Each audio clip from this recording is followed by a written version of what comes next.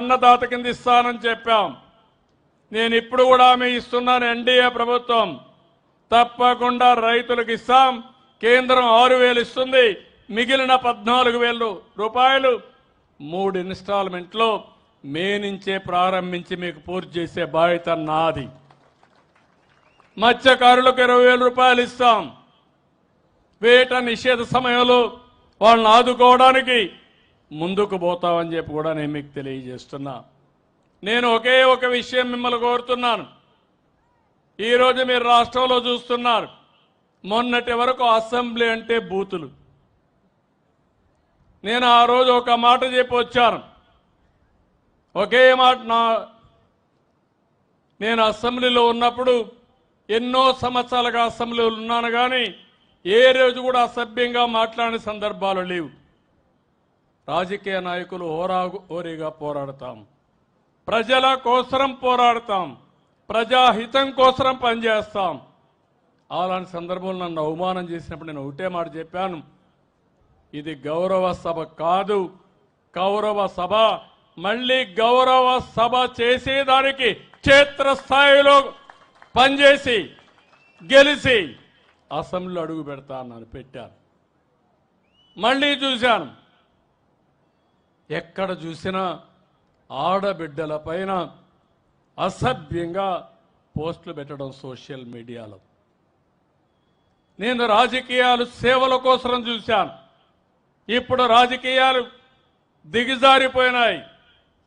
Social media వచ్చింది, ఇష్టానుసారంగా నేరస్తుల అడ్డాగా మారిపోయే పరిస్థితి వచ్చింది. అందుకే నేను ఒకే మాట చెప్పాను, ఈ మాటకు కట్టుబడి ఉన్నా.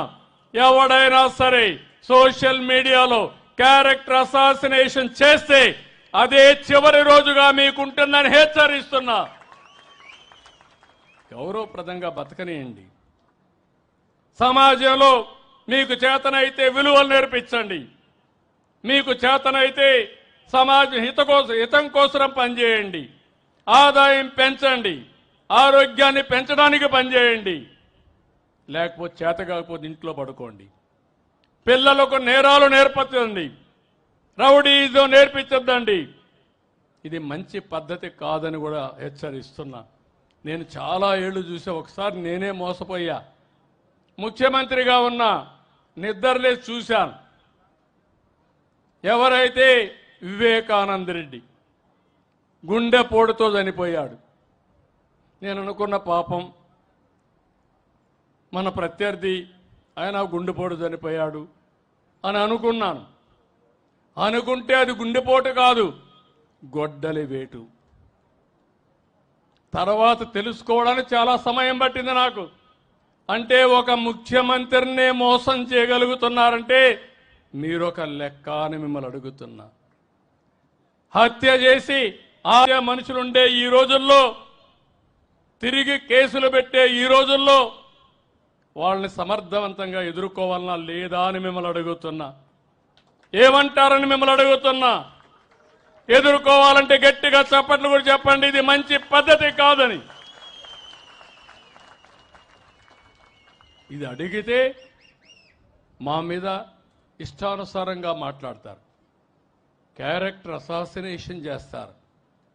నేను ఒకే మాట చెప్పాను, ఎవరైనా సరే తప్పులు చేసే వాళ్ళ పట్ల ఈ ప్రభుత్వం చండ శాసనుడిగా ఉంటామని హెచ్చరిస్తున్నా. మంచి చేయండి. నిన్న కూడా చూస్తున్నారు మీరు, నిన్న అనంతపురకు పోయి ఎన్ని డ్రామాలు ఆడుతున్నారు.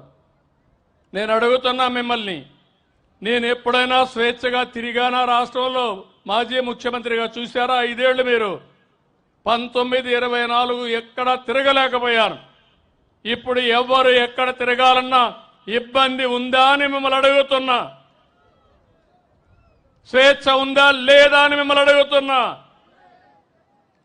స్వేచ్ఛ ఇస్తే రౌడీజం చేస్తామంటే, నేరాలు చేస్తామంటే అలాంటప్పుడు గట్టిగా ఉండాలనా లేదా అని మిమ్మల్ని అడుగుతున్నా.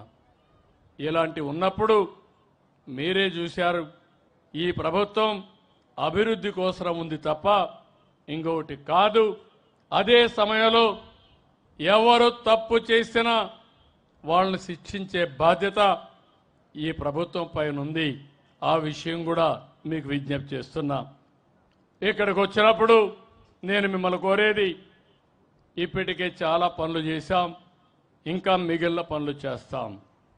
అదే సమయంలో నేను ఇటీవల కాలంలో ఆలోచించినప్పుడు ఒక వినూత్నమైన కార్యక్రమానికి శ్రీకారం చుట్టాను. ఆ కార్యక్రమం మీరు చూస్తే ఈరోజు మనందరం కూడా ప్రభుత్వం ప్రైవేట్ భాగస్వామ్యం, దీంతో కొంతమంది వ్యక్తులు పెట్టుబడులు పెట్టి వాళ్ళు బాగుపడి సమాజ హితం కోసం పనిచేశారు. ఈరోజు మీరు ఒక్కసారి చూస్తే ఈ టెలిఫోన్స్ ఉన్నాయి. ఈ టెలిఫోన్